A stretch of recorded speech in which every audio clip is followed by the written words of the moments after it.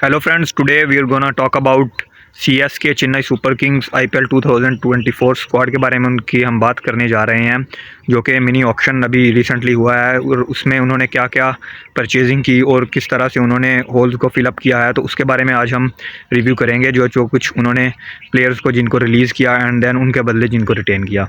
तो अगर सबसे पहले उनके रिलीज़ प्लेयर्स की लिस्ट को देखा जाए तो उन्होंने ऐसे प्लेयर्स को रिलीज़ किया जिससे बहुत ज़्यादा आपके पास बहुत ज़्यादा पर्स नहीं बचता था। चाहे वो अंबाती रायडू हों, जो कि ऑब्वियसली रिटायर हो चुके थे, रिलीज़ तो आप उनको नहीं कह सकते, बट फिर भी आपके पास एक पर्स में अमाउंट बचता है उनके बदले में। एंड देन अगर बात की जाए बाकी प्लेयर्स के भी, तो बहुत ज़्यादा आपके पास पर्स में पैसे नहीं थे जिससे आप कोई बहुत लंबी चौड़ी शॉपिंग कर सकें। आपके पास एक लिमिटेड अमाउंट था जिससे आप डिसेंट वे से आप कुछ प्लेयर्स को ला के उन होल्स को फिलअप करो और एक टीम का बैलेंस बरकरार रखो। तो अगर ऑक्शन की बात की जाए, मिनी ऑक्शन की, तो उन्होंने जिन प्लेयर्स को लिया तो वहाँ पर मैं समझता हूँ कि बहुत समझदारी से उन्होंने परचेजिंग की। चाहे वो रचिन रविंद्रा हो, बहुत कम पैसों में उन्होंने पिक किया है 1.8 करोड़ में, जो कि एक मैं समझता हूँ स्टील है। And then Shardul Thakur, I feel that Shardul is the biggest steal of this IPL auction 2024, क्योंकि शार्दुल ठाकुर जैसे ऑलराउंडर सिर्फ 5 या 6 करोड़ में, वो भी एक मेगा ऑक्शन में नहीं जहाँ पर आपको बहुत ज़्यादा प्लेयर्स मिलेंगे, उनके बदले में मिल सकते हैं आपको। मिनी ऑक्शन जहाँ पर आपको बहुत कम प्लेयर्स मिलते हैं, आप जिनको पिक कर सकते हो, ऐसे बहुत कम प्लेयर्स होते हैं। और शार्दुल एक इंडियन अगर आप इंडियन टीम का भी हिस्सा देखो, जो कि अभी करंटली इंडियन प्लान्स का हिस्सा है, इंडियन टीम की प्लान का हिस्सा है, तो Shardul is one of them. तो शार्दुल ठाकुर मुझे लगता था कि 10 करोड़ से ऊपर जा सकते थे, इनफैक्ट 15 तक भी जा सकते, 15-16 तक भी जा सकते थे वो। तो उनको 4 या 5 करोड़ में एक तरह से ले जाना एक मैं समझता हूँ स्टील है। तो शार्दुल ठाकुर का जो पिक मिला उनको बहुत अच्छा मिला।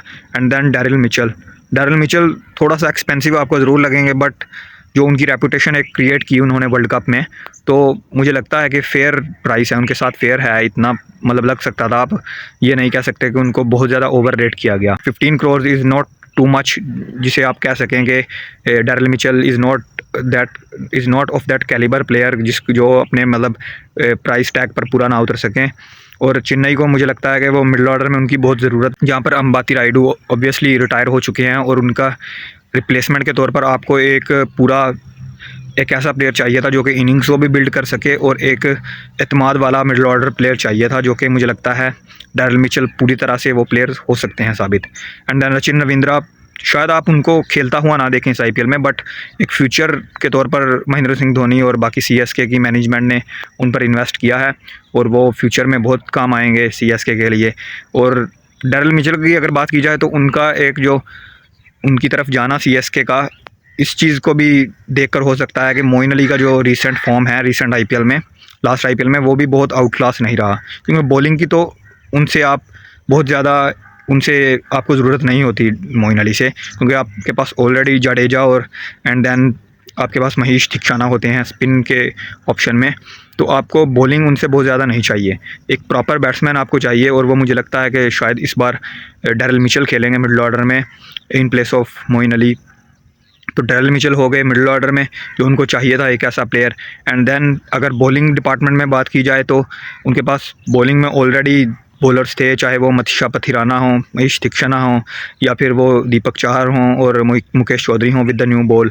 And then as an allrounder Ravindra Jadeja थे आपके पास, बैकअप के तौर पर आपके पास मिच सेंटनर भी थे जडेजा के बैकअप। तो आपको बॉलिंग में भी बस एक बैकअप बनाना था आपको, जिनमें उन्होंने मुस्तफिजुर रहमान को लिया, और मुझे लगता है कि वो एक अच्छा बैकअप हो सकते हैं मनीषा पथिराना का, अगर वो अनफॉर्चुनेटली इंजरी वगैरह का शिकार होते हैं।